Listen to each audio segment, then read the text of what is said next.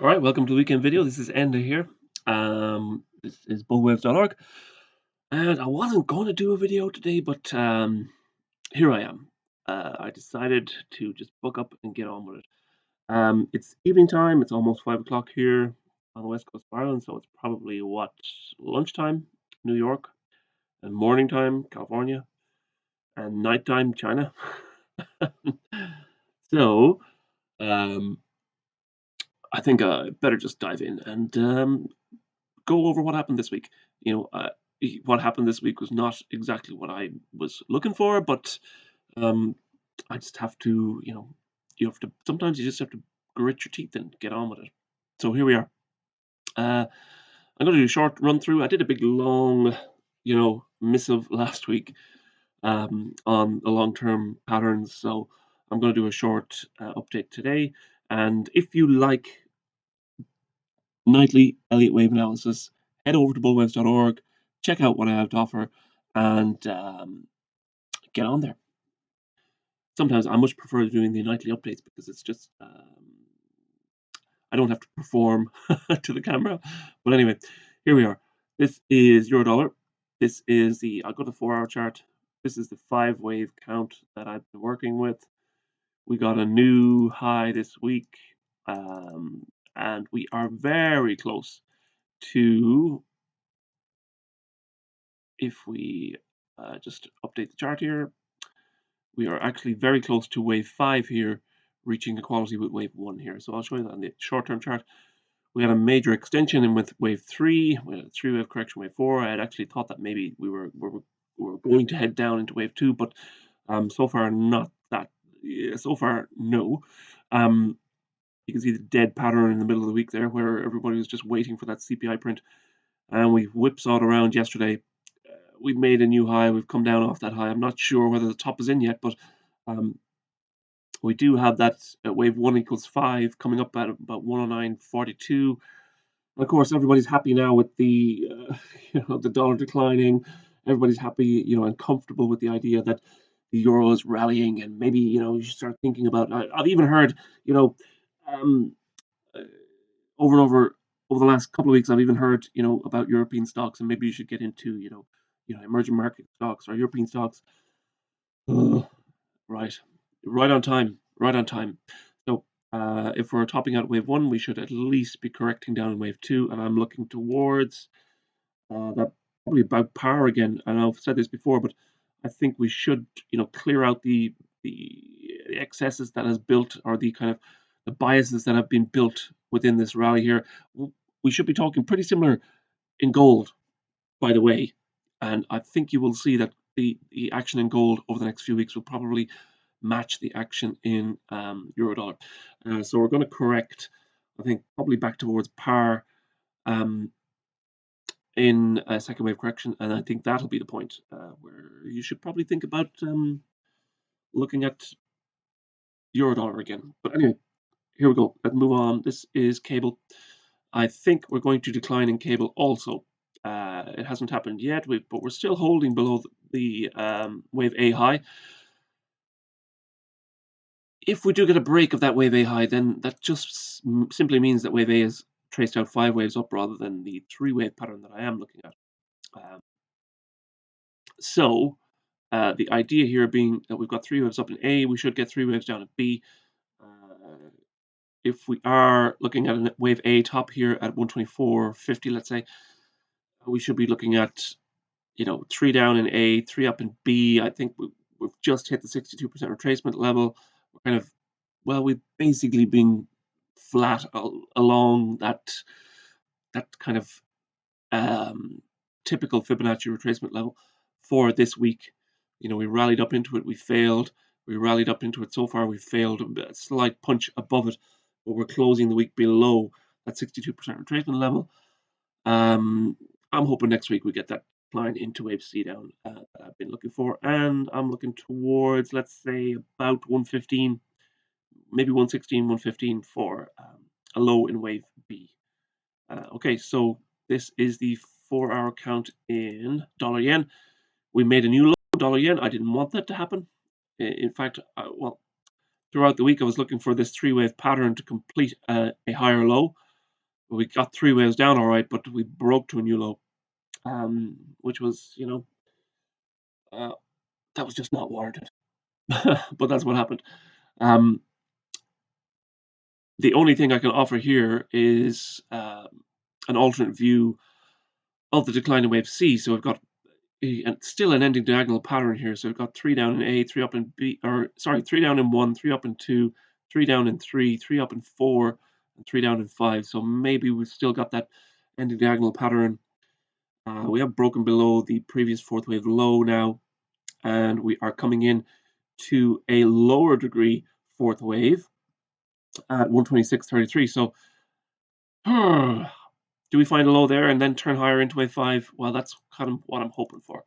Um, so this kind of, let's say, a new low and a turn higher in dollar yen will probably be on the back of yen weakness rather than dollar strength.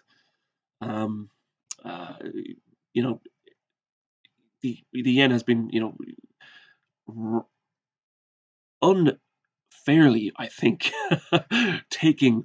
Well, it took a complete battering throughout 2022. So, it's been, or sorry, throughout 2021. Um, the latter half of 22 has been a battering to the downside, or sorry, a battering against the dollar. Now maybe we'll probably turn back towards yen weakness again, especially seeing as they're kind of losing control of their bond market. Okay, so that's the outlook for. Still looking for that kind of initial higher low, bullish higher low. We'll see whether we get that next week again. The stock market, that second wave has been punching higher again, and it's beginning to worry me. But we do still have a 5 wave pattern off a wave 2 high. We will see whether this wave 2, wave 1 and 2 kind of holds a lower high. We do have, again, we have that right shoulder building. So we have left shoulder, new high, initial impulse move down, right shoulder, and we still have that slowing momentum on the 4-hour count. The hourly count, 5 waves down, 3 waves up, possible ending diagonal building in wave 5 of, or sorry, wave C of 2. We have not exactly a new high today, but even if we do break to a new high, we still have that 78.6 retracement level above us. We have a second wave, lower degree, a second wave high also. So, I know we're in that crunch time here, where I am beginning to, doubt myself. But until the pattern breaks, I think it's still a reasonable pattern. So, and again, here we are at a point where people are willing to kind of look into the stock market again, and dare I say, the option market going crazy. 50% of options right now are daily options. So they settle at the close daily. No longer are we 3 months, 6 months options. It's daily options. 50% of the market. So this is it's highly, highly leveraged, highly, highly speculative market, and we're still holding a lower high. So be that as may, pattern still has to confirm itself. So I'm just going to have to wait for that. Be patient here.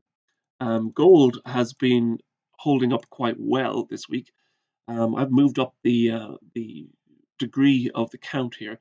I'm still, in the camp that just like we've ripped in the euro, we've actually ripped in gold too.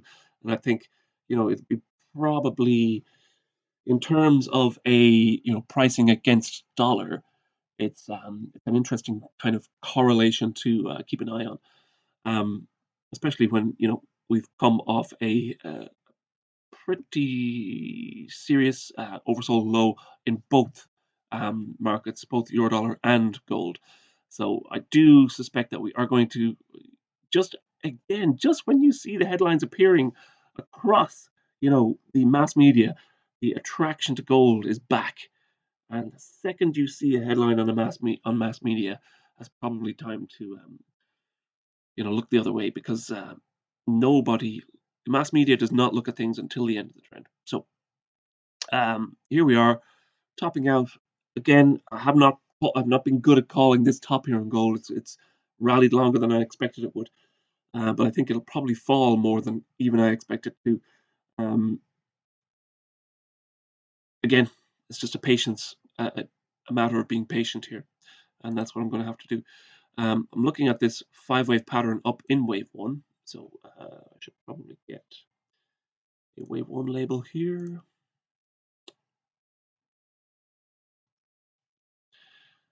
Let's get this in place before I start talking about it. Okay. So the 5th wave within wave 1 has been the one that has kind of dragged on and on. It's been a very, very overlapping internal structure here. So the only wave that I can fit in this pattern is an ending diagonal. So we have 3 up in 1, 3 down in 2, 3 up in 3, 3 down in 4. It's a smaller degree smaller correction in terms of let's say relative to wave 2, but 3 waves down it is nonetheless. And then we're up in 3 waves in 5. Wave A and wave C are pretty close to reaching equality here within wave 5. And if we look at, let's say, the size of wave 1 relative to the other waves, we've got 100% for wave 1, about a little bit more, 105% call it for wave 3, and let's say call it 110% for wave 5. That's not completely ideal. It's not completely, what you call it, a good indicator, or it should be a reasonable indicator that at least wave 1 and 5 are reaching equality. It's not a done deal here that that's the final top, but the wedge pattern, if we do fall back into this wedge pattern and we begin to move, let's say, out below it again, well, then I'd favor wave A if it's underway. But again, I'm just going to have to be patient. It's been a week of holding my breath and being patient. Let's move on to crude oil. The rally this week is still a 3-wave rally, and we're still holding a lower high, but obviously, that second or that alternate count here for wave 2 is in play. I cannot get rid of it. I haven't been able to get rid of it. It's been there all along, but last week I was probably a little bit more confident on the main count than I am now, but we still do have 3 waves up. I'm calling that a second wave. We have quite an impulsive decline. This could be either wave C of B or it's wave 1 of 3. So, it still fits into both categories there. And that's the annoying thing here. Let's say the major in favor of the main count here is the general corrective look of the price rise over the last couple of weeks. So let's get into the hourly count here, and I'll show you what I'm talking about here. So the general overlapping nature of the action here, obviously wave C has been the one to bring in an acceleration, but that's usually the way within a correction anyway. So it does fit both wave counts here, but I'm still favoring the main one, obviously, because it's still the main count. So, until we break above that $82 level or that 81.50 high, then obviously we'll be triggering that alternate count, and then we'll be looking for a top out and a fall again. Okay, let's move on. Getting through this quite well. S&P, 4-hour S&P is still holding that corrective nature of the rise. We've still got a nice 5-wave pattern and a general 3-wave correction to the upside here. The only change would be, let's say, the internal pattern of or the internal count within wave C here. We're holding lower high in wave 2, below wave 2, sorry, 41.38. We're holding even right now below the 62% retracement level. We haven't had an initial impulse down to signal that wave 3 is underway. So that's kind of where I'm standing right now. We will see next week whether we get that push down to kick off wave 3. Now, we have had, let's say, a kind of a sideways month, basically, in silver. I'm still viewing this as a possible topping pattern, whether it's a 1 wave or a 4 wave kind of. At this point, it doesn't really matter because we should get a pretty serious decline here. I'm looking back towards about 2057 at a minimum, with a lower target, maybe about 1750, below 1750. We'll see how that goes. Again, with gold, it's been again, the precious metals have more or less chopped to the upside. So you wouldn't be it's not the most exciting upside pattern, but it's a slowing momentum pattern, which is I know it's gone on for longer than maybe I wanted to expect, or I wanted to happen, or than I expected it to happen. But we do have the potential of a reversal here again. So here we have the hourly count, 5 waves down in wave 1, still 3 waves up in wave 2. Is probably is turning into more of a complex correction.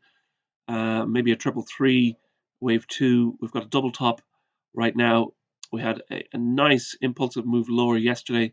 Maybe that's still a 3-wave correction to a lower high, very slight lower high, but still one to watch. We have no confirmation of a decline into wave 3 yet, but that's still where I'm looking right now.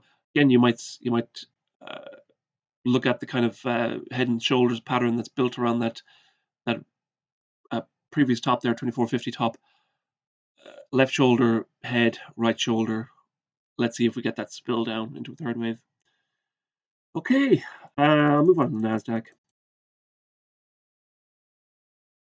Nasdaq 4 count, still a 1-2 pattern. We've got that 1-2 again, leading the way here.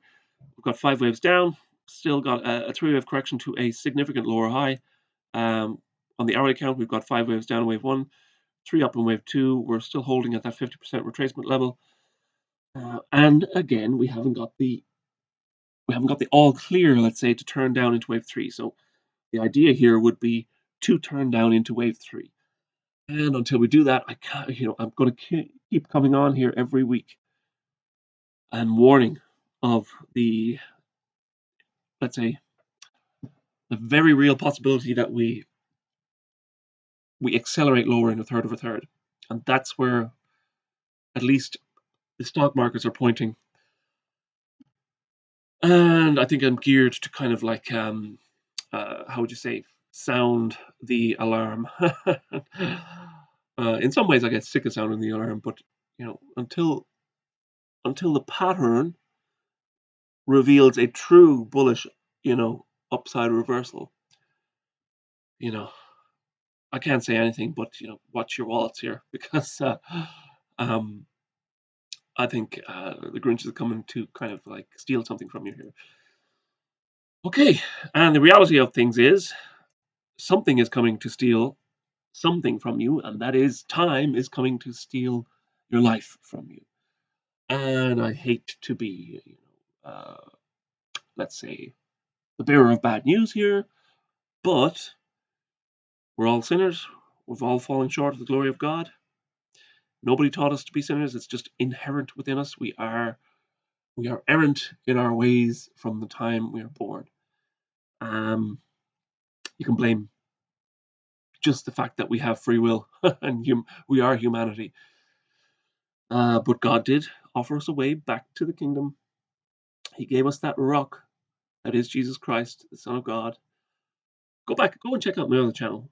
Look at the videos that I do there, and I'll explain this better to you. But I always like to end my weekly videos here with the good news that the Messiah came 2,000 years ago. He died for your sin. He said it's finished. All you have to do is accept it. Accept him as the king of your life. He is God after all. And then he'll open up eternity to you. There's nothing that we can do to earn eternity. You're not good enough. You'll never go to enough masses. You'll never go to enough church services. You'll never go, kneel and pray 56 times a day. You'll never do that enough to pay back an eternal debt.